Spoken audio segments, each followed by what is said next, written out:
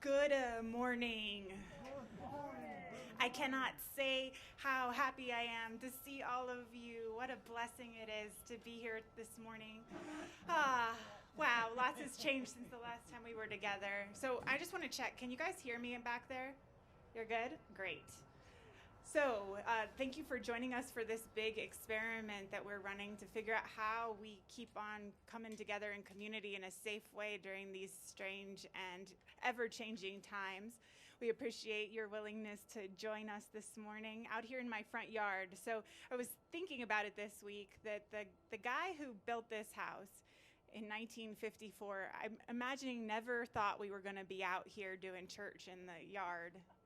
And when he planted those trees, I'm not sure he ever imagined what kind of shade they would be providing us today. And I've been thinking a lot about being stewards for those things that have been planted in the past, that we've been given charge of, and how we make sure that we're caring for them in the way that supports them to continue to grow. So one of the first things we did when we started figuring out how we wanted this property to look and how we were going to change it was to figure out how we make sure that these beautiful trees stay alive. Because they were not looking very happy when we arrived, because as you know, people zero escape and then they stop watering, and then these trees turn into, which is often not healthy for them. And so we planted a circle of grass, which we didn't want for grass. We wanted it so that we could make sure that we were watering the deep roots that we know that are here. And I'm thinking about that as an analogy why it is so important during these times that we come together to make sure that we're watering those deep roots, that we keep on nourishing our spirits, because I don't know if you can feel it, but I'm feeling like we're in for some interesting times and some interesting and powerful opportunities to stand on the side of love and justice. And here we are making sure that we're nourishing those deep, deep roots that have been planted way before our time. People who had hope that things could change for millennia. And here we are standing on the shoulders of those dreams. And so I'm just so grateful that you joined us here today. I hope this all works out. It's going to be an interesting experiment this morning. I had talked to all of our neighbors. They're all awesome, by the way. So it's sweet to be able to use this space in this way, because honestly, I've never really imagined doing something like this before a few weeks ago. So here we are. It's kind of perfect, though. Hey, all good so far. So we're going to start with some prayer. If you're comfortable just joining me in closing your eyes and centering into this space that we create together, this space that honors all of that which is going on inside of us as well as everything outside of us. There's this sweet breeze blowing through and the sound of passing cars, and just a moment ago a roadrunner ran behind all of you. And the presence and the power of the One is in and through all of it. As we join together to honor Spirit inside of us and the awakening that is happening around us. And I just know that we stand in a powerful place this morning together, preparing the way for an even deeper transformation to happen as we allow our willingness to lean in, to deepen our love and a commitment to what we know is possible, which is that we care for one another as if we remember that we are one, that we belong to one another, and that it is our job to support one another, to water those deep roots, not only watering our own, but watering all of those that intermingle with us. And so I just know how sweet it is just to have this opportunity today to be together. I know that it is ordained in the mind and the heart and the love of the One. And so I let whatever it is that needs to happen today, whatever we need to hear and feel and experience, to happen with ease and grace, so that we may be deeply nourished, so that we may be ready to do deep work together. And I just know that truly love is present here. And so I let go into it and I let it be. And so it is.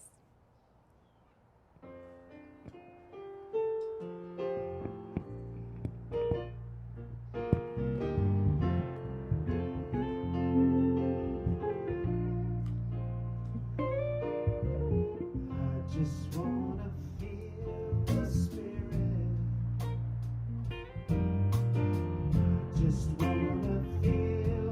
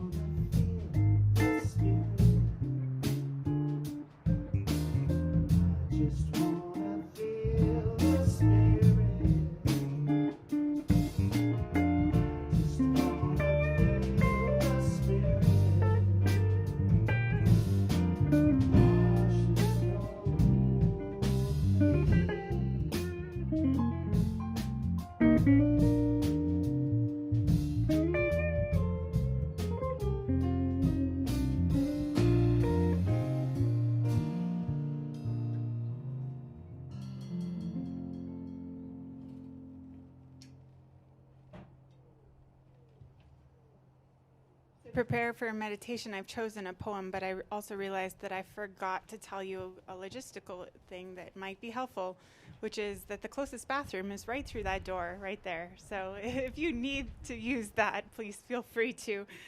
I just realized that that was important information that I forgot to share. So I chose a poem by Mark Nepo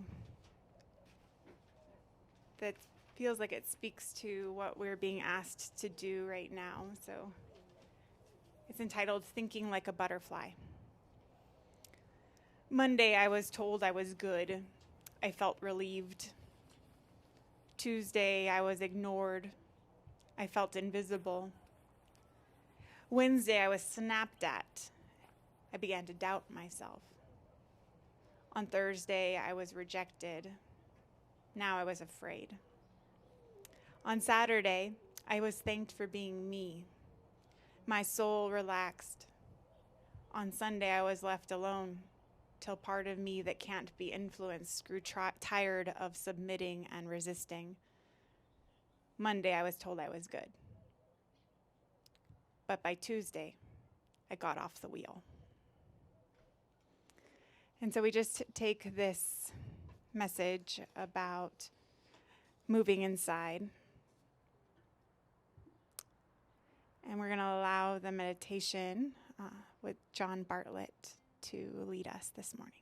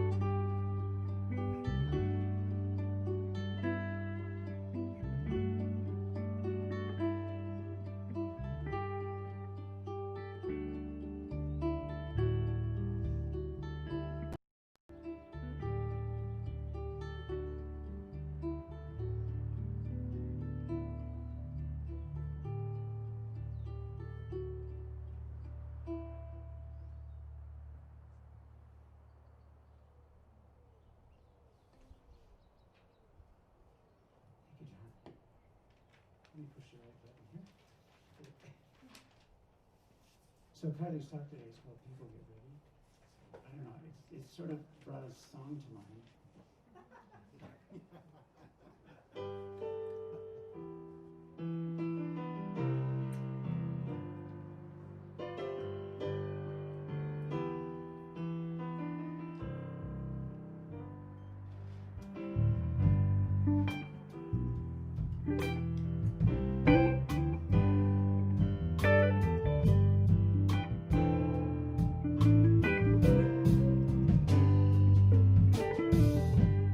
People get ready, there's a train coming.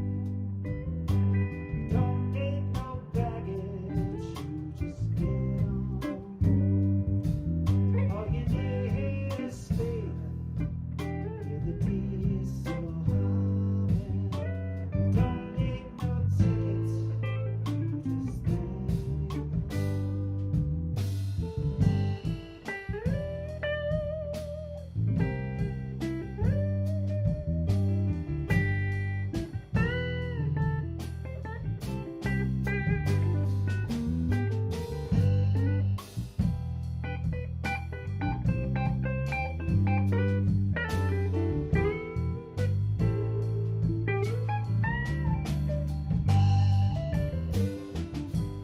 People get ready, there's a train to join.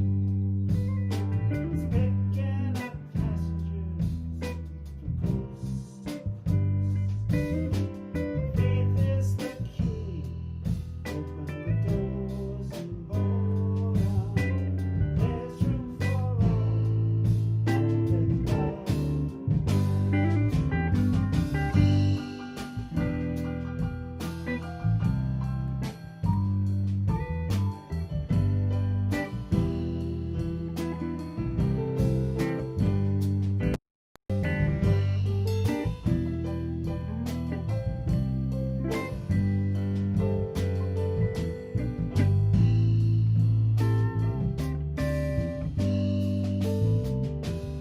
There ain't no room for the hopeless.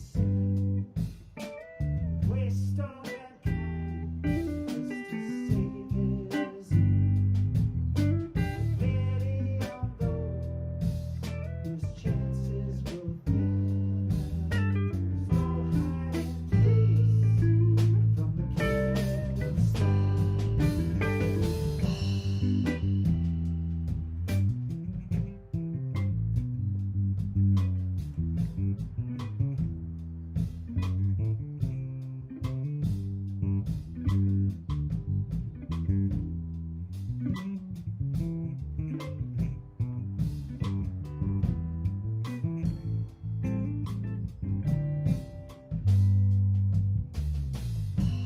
People get ready, train coming.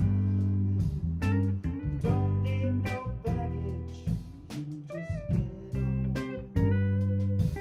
All you need is speed, hear that diesel humming. You don't need no tickets, you just stay. People get ready.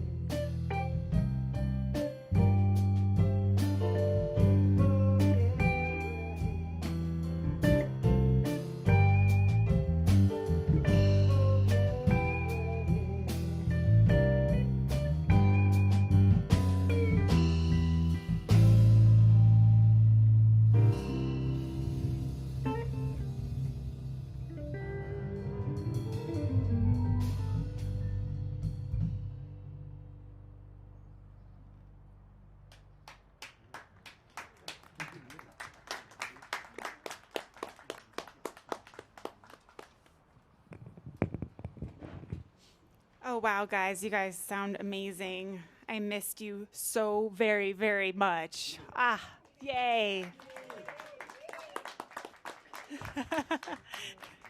I'm going to let you guys get situated. You're welcome to run off if you would like to. So I was thinking about that song all week because it feels like it speaks to something that I feel happening in me. Like there's this sense that we need to get ready. that we're preparing the way for some deep and powerful change to happen right now. And we're just kind of still in the rumbling stage. And I've been thinking about the power of that song and why it's remained influential for all of these years. And I came across this music critic named Stanley Crouch, who wrote that Mayfield's response to the civil rights era issues and the things that were happening was this response that said, by saying there's a train a-coming and to get ready, he was like saying, okay, so regardless of what happens, you need to get yourself together for this because you're going to get a chance, and your chance is coming. It says that the train that is coming in the song speaks to a sense of redemption, about a long-sought chance to rise above racism and to stand apart from the despair and any desire for retaliation at the end of a deep cycle of pain. And I thought that spoke so beautifully to this very powerful sense, I think, of needing to hold both a space of knowing that hard work is ahead of us, that there's still lots that needs to be overcome, while also holding this sense of redemption, like that there's the hope of a really powerful transformation that can happen if we're willing to fully participate in it.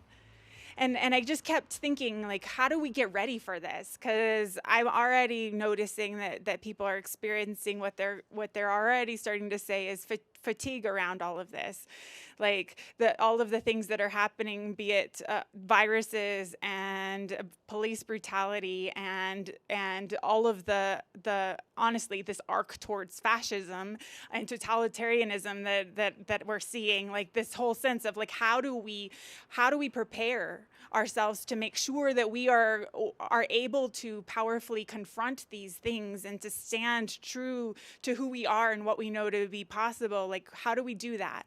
How do we get ready? So I always think back to an analogy that I think is helpful in a lot of ways, which is the analogy of when you're in an airplane, which many of us probably won't be again for a while, but when you are, what they, in the safety information, they tell you always to put your oxygen mask on first. And from the perspective of how we get ready for transformation and for challenging and powerful times, there's this sense of like we need to make sure that our oxygen mask is fully on right now. And that means that we need to make sure that we're paying attention to what's going on inside of us, where we're feeling depleted, the things that are draining us, and how then do we make sure that we put our oxygen masks on so that then we can be of service to this deeper thing that's trying to happen. And it feels like in our culture that our own oxygen mask is what we think of last, right? We think, oh, we're going to go do all of the things that we need to do. We're going to stand for all the things we need to. We're going to do all that work, and then we'll put on our mask.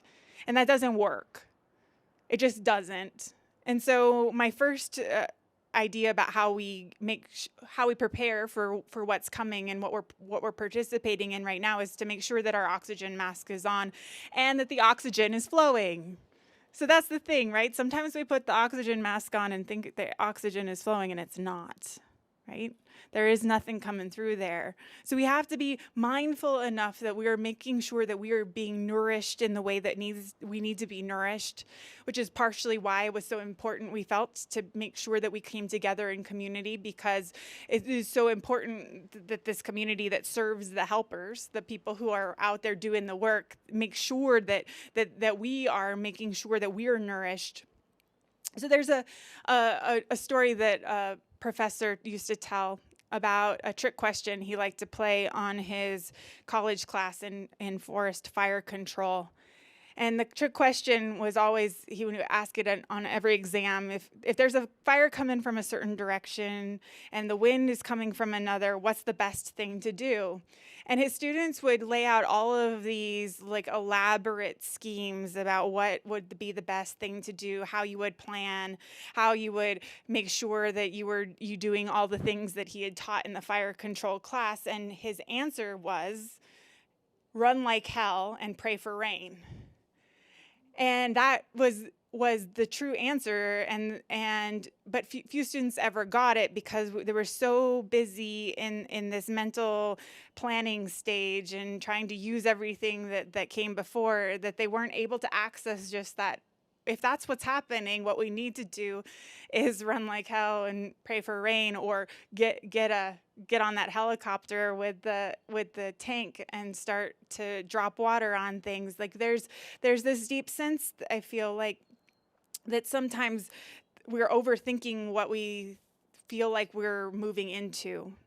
Like we think that we're going to somehow be able to figure our way out of where we are. And it doesn't feel like Spirit is giving us that direction right now, that we're supposed to be planning out how we're going to allow this transformation to happen, but instead that we're being asked to just fully bring ourselves present, to make sure our oxygen masks are on, and then that we follow that inner call that says, this is what's mine to do at this point. And this is how I'm willing to show up and bring my whole heart to what we're experiencing. So there's a story that I've shared before about activists during the Vietnam War. And there's this one particular tale of an activist who stood in front of the White House every night with a candle, and a reporter came by one day and asked them whether they thought their small act of protest was actually going to change the policies of the country. And what he told the reporter has always struck with me, which is, I'm not doing this to change the country. I'm doing this act of protest so that the country won't change me. And I feel like here we are, right? Like in these times where this obvious deep pain is needing for us to pay attention to it, that we're in this time where we are actually being asked to stand for those whose voices are not being heard in the way that they need to be heard, and that we are being asked to do so in a way that it acknowledges that we also don't want to allow our hearts to be changed by how hard it is, right? And what we're up against. And so that's why I was thinking a little bit about, just from the perspective of how I've been experiencing all of this, is that sometimes just the depth of human suffering, that we've come here and have these experiences, whether it's because of the color of our skin, or because our sexual orientation, or because of something that happened in our past. Like we have this way in which here in these human bodies experiencing lots and lots of suffering, and some, our fair share or more. And it's kind of freaking depressing if you really, like, if you're an aware human being. Like, it is actually kind of depressing how much suffering there actually is that we're asked as humans to endure. But then I was thinking to the fact that how like deeply moving and powerful and beautiful it is that in the midst of all of that, somehow we still find joy, right? In the midst of all of that, we still find music. In the midst of all that, we still make art. In the midst of all of our pain, of everything that's ever happened to us, we still find a way to find love. And honestly, that makes it's almost as if it makes that love and that peace and that joy that we bring that much sweeter and more powerful, that we know and we can experience the suffering that we also experience. And so I keep going back to this place of making sure that we have this sense that we are part of this change, and that anything can change, and that there is a sense of redemption and hope as part of this. Otherwise, if what we're getting ready for is this long haul in which we're fighting really hard for something we know is possible, but we never even see it, or we don't feel like it's possible, that we're then going to get bogged down in this way that then the process changes us. So that's what Mark Nepo talks about, like being able to be in the storm without worshiping the storm. and it's why I chose that poem to start us off. It's like somehow we have to get to this place where we're able to step out of that, just in not in a way in which we become disengaged, but in a way where we are actually accessing our wisdom and our power, instead of just kind of being led around by whatever it is that the next thing that they're trying to manipulate us into gets us reacting about. And I keep going back to that because there are real things that need our attention, and if someone's over here making noise over here, and we pay attention and we are like squirrel, then we have lost our capacity to actually be a stand for what we need to be standing for. And so we're getting ready. And we're getting ready, and in the midst of all of it, we have to be able to still find joy and still honor that joy and let the joy be okay. And I keep, I keep Sunday after Sunday during this whole thing, I'm like, how do I presence like the deep pain and the deep grief that we are experiencing collectively, while at the same time, like, life is still changing around us. Children are still laughing and playing, and the hummingbirds are still having babies. There's a couple nests above you guys, so that's how I know. And like, there's this deep sense like that in the midst of all of that, like, there's still joy. In the midst of needing to rearrange our entire lives and refigure out how all of it works, there's still place for hope. There's still a place to know that we belong to one another, and that we have the power to hold each other in that space. And so I just know that one of our jobs as we get ready is to make sure that our oxygen masks are on, that the oxygen is flowing, and that we are willing to find joy in unexpected places. So there's this old story about 3 men who were traveling together. Thank you for those motorcyclists. I'm going to give them a second to pass. So of these 3 men who traveled together, and one was a Christian, and one was a Muslim, and one was a Buddhist, but they were good friends, and they would spend a lot of time discussing spiritual matters, and they seemed to generally agree on most points. But when they started to turn their gaze instead of inwardly to the spiritual matters, but instead outwardly to their perceptions, they started to see that they differed. And so one day they were traveling, and they passed over a mountain ridge to behold this really fertile and populated valley below. And the Christian said, "How strange. You could see these different villages." And he says, in village 1 down there, the villagers are all fast asleep, whereas in village 2, they are lost in a hideous orgy of sin. And the Muslim said, "Actually, you're quite wrong. In village 1, everyone is in a perpetual state of ecstasy, whereas in village 2, everyone is asleep." And the Buddhist said, "You're all idiots. There's only one village and only one set of villagers, and they are dreaming themselves in and out of existence." They're dreaming themselves in and out of existence. So I think that this is important because from the perspective of having different perspectives about what's happening, I believe it's really important to hold this space that says that actually this is not a question of me being right or you being wrong, or this is the side to be on and not the side to be on, but actually that there's this other thing that's happening that's bigger than all of that. That's about transcending all of the things that feel like they divide us in any direction. And this is not the whole all lives matter. I promise you that will never come out of my mouth unless I'm saying fuck you right after it. This is the different sense of in which when we actually start to pay attention to what's really happening, like we have this access to an opportunity to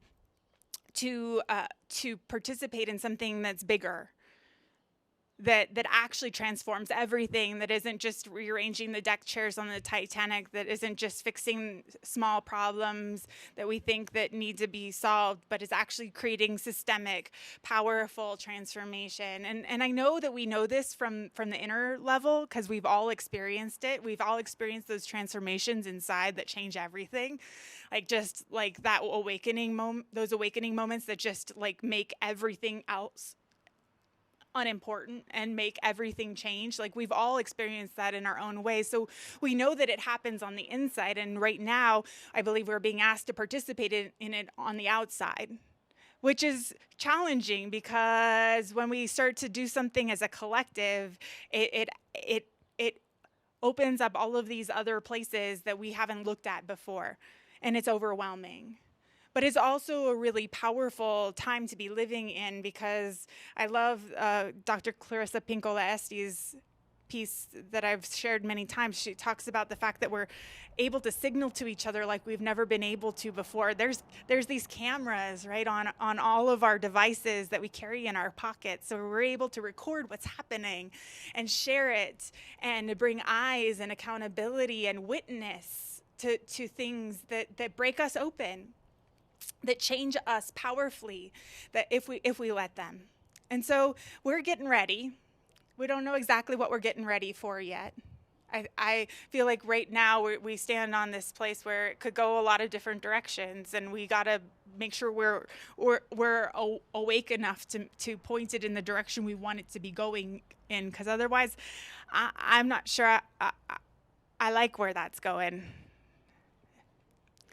You know, I was thinking back to the fact that my grandfather, not my great-grandfather, not my great-great-grandfather, my grandfather, you know, escaped from Nazi Poland to get to this country. And I'm not sure it looks very different than the beginning of that, where we are standing now. And so here's this like not that many generations later, right? Like we're being asked to stand together and be ready to stand together, to be courageous enough to stand together, to be allies and ready to do whatever it is called out of us at this time. And so I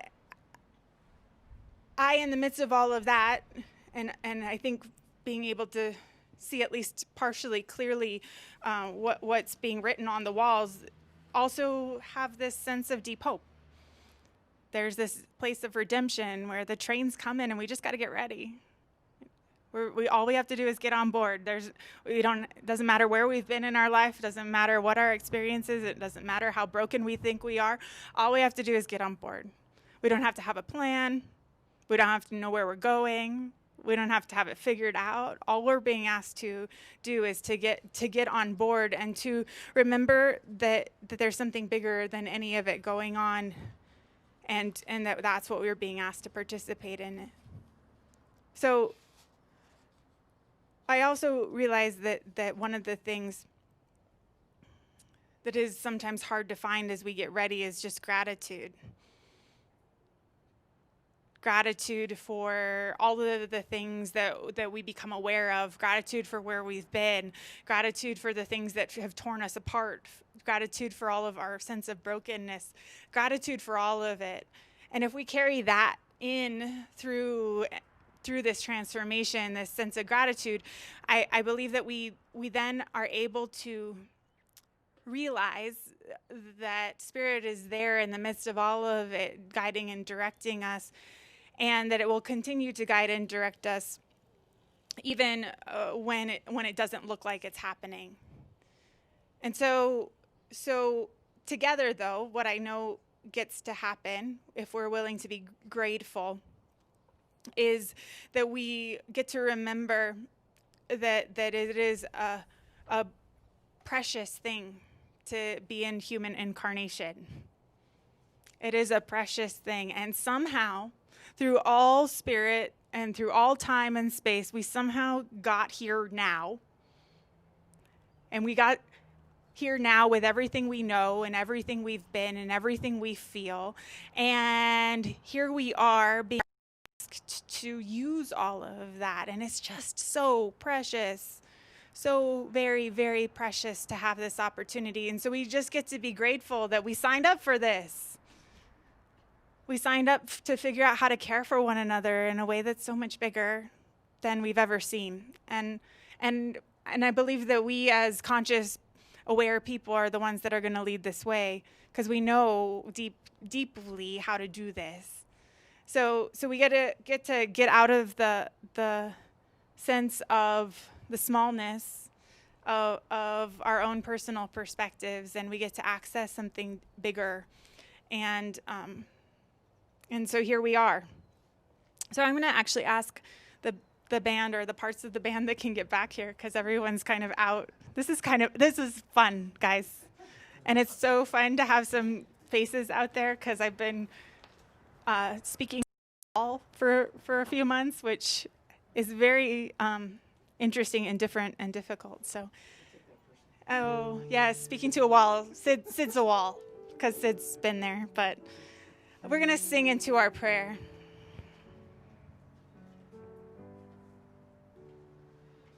A prayer of love lifts us high, it heals us, sustains us, and sets us free.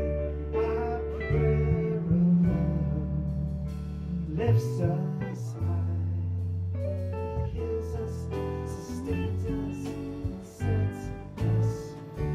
A prayer of love lifts us high.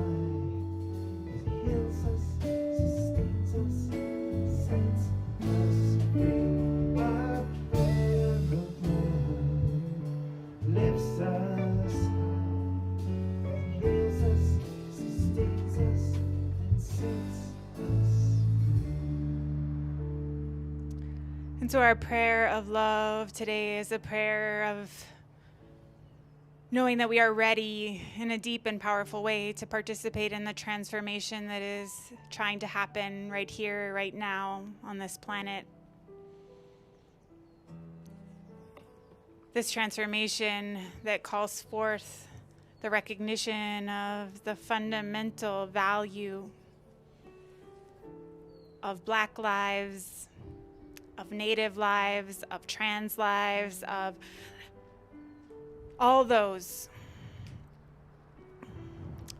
for whom the systems of oppression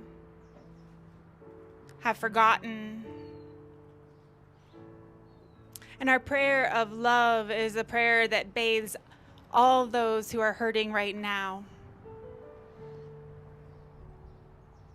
with a love that is so deep and so powerful that they can't help but feel enveloped by an embrace of the One.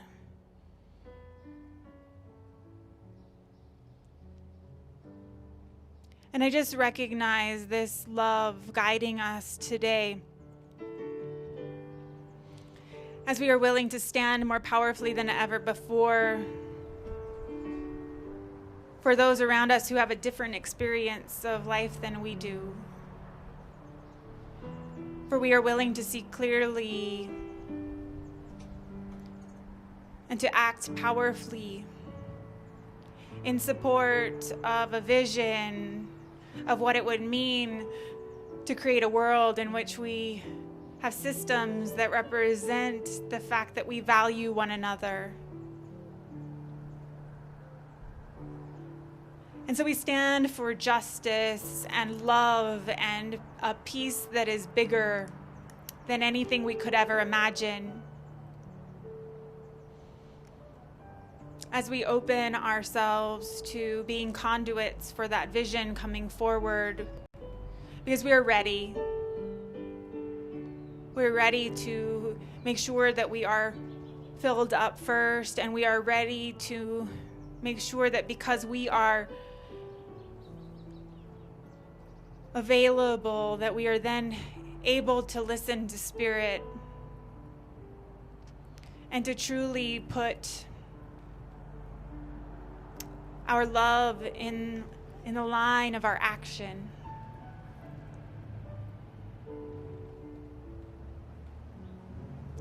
And so I honor the individual prayers that are in the hearts and the minds of each person within the sound of my voice. And I lift it all up to this place where Spirit moves through us and realizes that your prayer is mine and mine is yours. And that we belong to one another. And we let our prayer of love moves out of this community and into the world, easing the pain and the suffering wherever it goes, and bringing hope. And so I'm just so grateful to be together today, to be alive right now, and to be ready.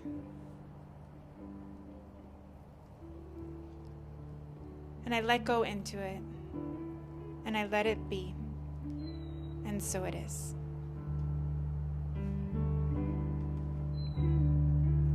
Our prayer of love lifts us high. It heals us, sustains us, sets us. Our prayer of love lifts us high. It heals us, sustains us, sets us free. Our prayer of love lifts us high.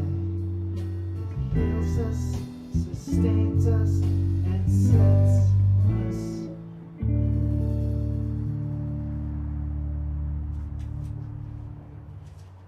This is a lovely tune called The Sweetest Sounds. I'm going to push a button up. We can't do that.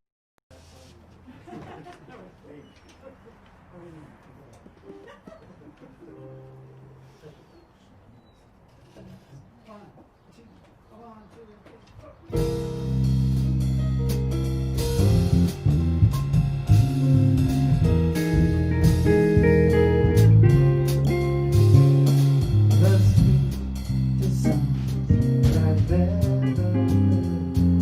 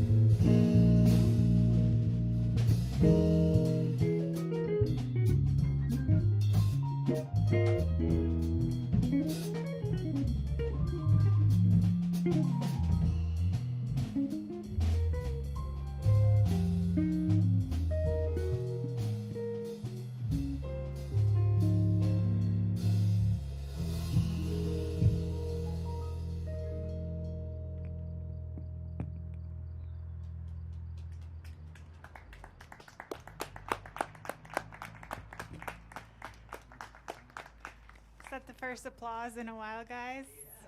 What are you, what's that? What's that sound? Not exactly. Oh, I'm so grateful that you guys are here with us. I'm so grateful for the fact that technology has allowed us to stay connected. We came up with an interesting solution to the fact that passing a basket isn't socially distant very well. So we have baskets hanging from trees around the yard. So you're welcome to leave a donation in one of those baskets if that it calls to you today. Also, for those watching online, we have a couple ways to make a donation if you feel called to. One is through our website, onespiritualcenter.org, and on that site you will find a donation place. Also, you can text to give, and the phone number for that is 505-207-4916, and they'll prompt you to set up a whatchamacallit? What is that called? An account. And then after that, it's very easy to then be able to make a donation after that via that method. Also, just thank you for showing up today for this experiment. You guys look comfy out there. Nice and shady. Wonderful. So nice. Yeah, I got a bunch of thumbs up. It's also hard because I can't see your smiles, so I know they're there. Love you guys. We didn't talk about it. Are we doing another song here? Let's don't. Okay. So then I just have a couple announcements. One is that we will be cooking for Community of Hope as we do every third Saturday in a few weeks. And then we will be at Roadrunner Food Bank. Finally, they got us back on the schedule correctly, and I'm happy that we'll be back there. And they're happy that we'll be back. They told me over the phone, if you haven't heard this story, that they really love when this community comes to volunteer and everyone talks about us after we leave for the next week because of the impact we make when we're there, just by our presence. So thank you for that. So I believe then we're ready to one love it.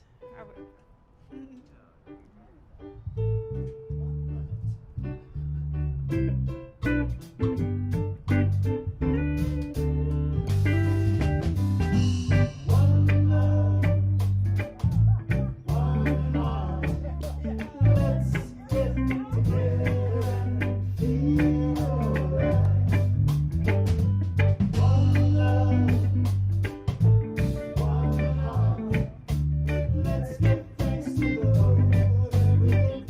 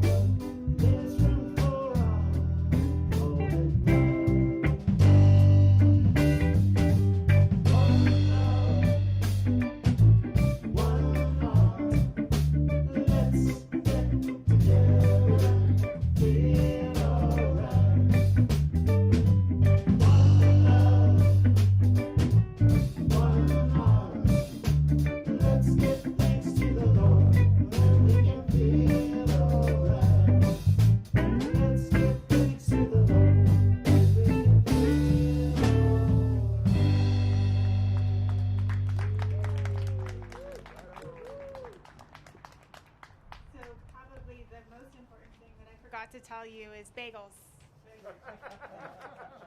Please take them. There are bagels. They're over there, behind my garden. There's also Swiss chard if anyone wants to harvest. You're welcome to that as well. Thank you for being here today. We have one last blessing to sing to one another.